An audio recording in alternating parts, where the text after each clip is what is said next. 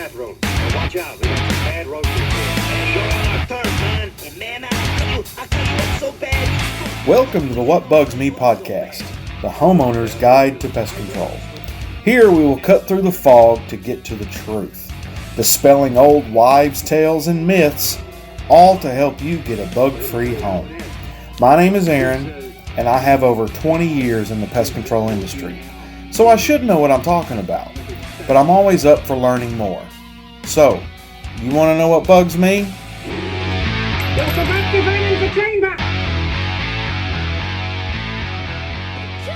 Flying insects are a pain in the butt, so let's talk about what you can do about it. There are thousands, if not millions, of kinds of flying insects.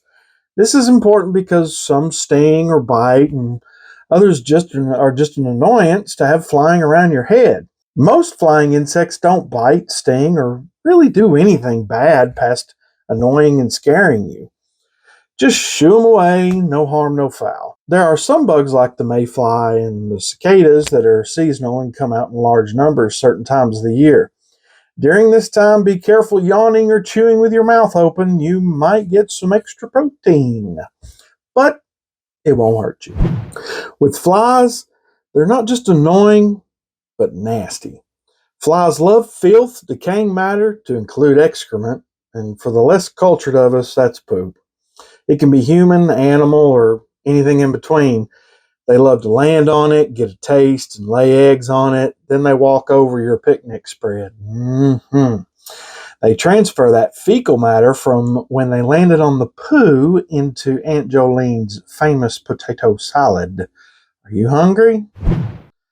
If you're going to be outside, there will be bugs. But when it comes to flies, you can do things to reduce them from coming to say hi.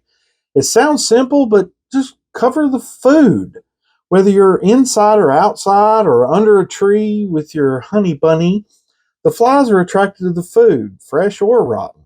So that goes for that evil that resides in your trash cans as well.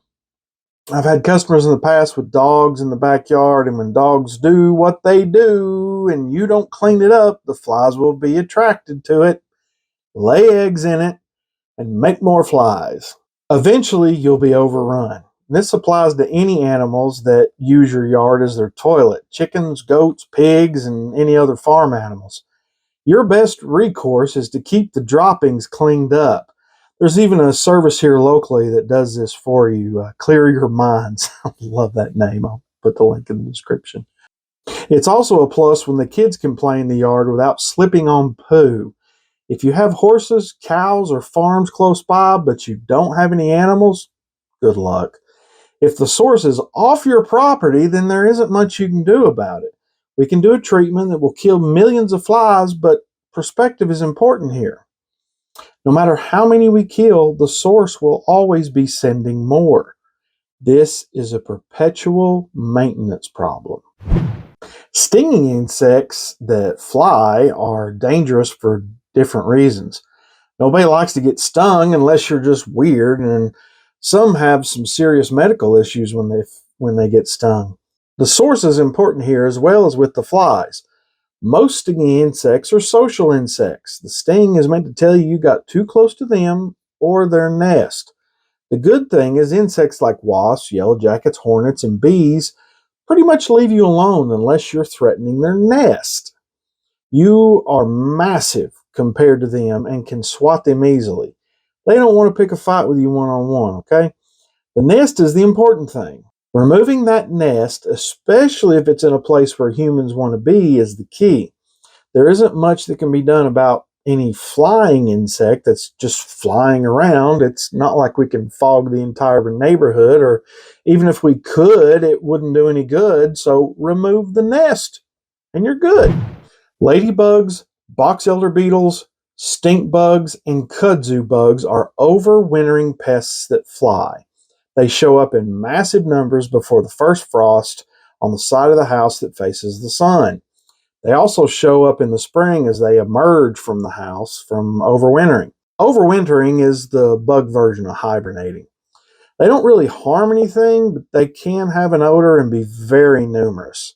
If they're in the walls and you kill them in there, you could have major issues with domestic beetles feeding on the carcasses, like carpet beetles and ground beetles. So leave them alone.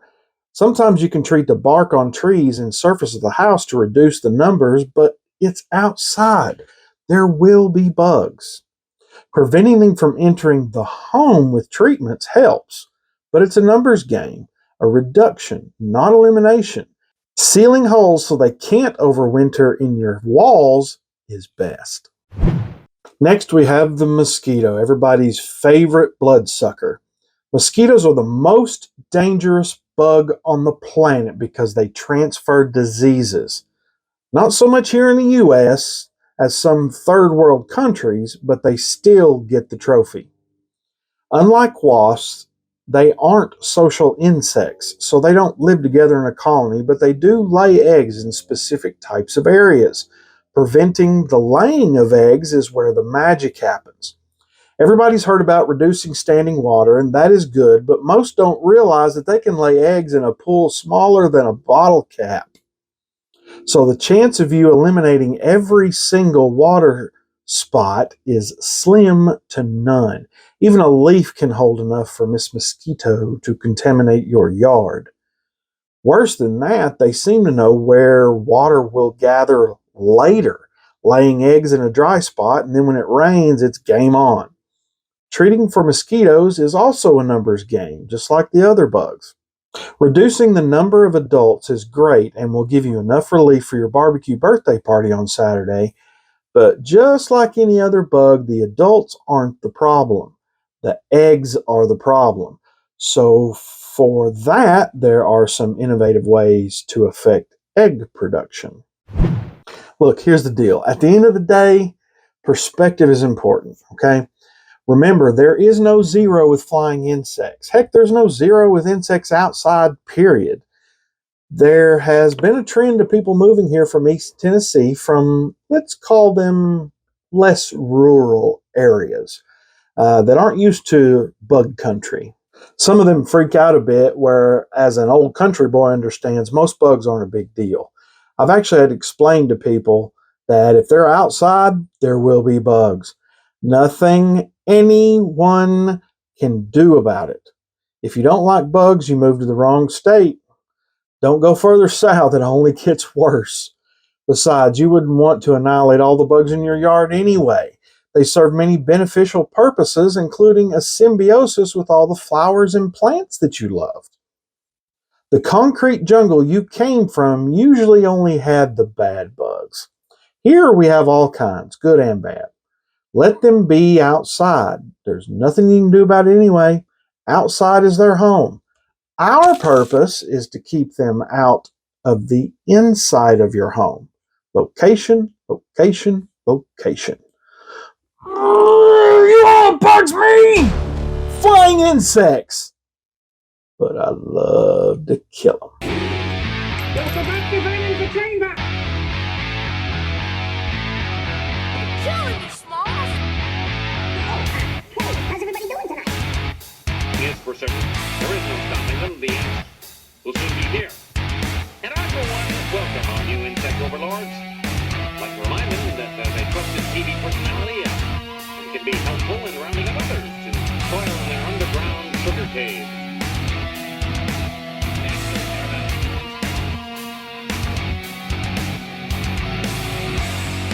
So, I stand upon my desk to remind myself that we must constantly look at things in a different way.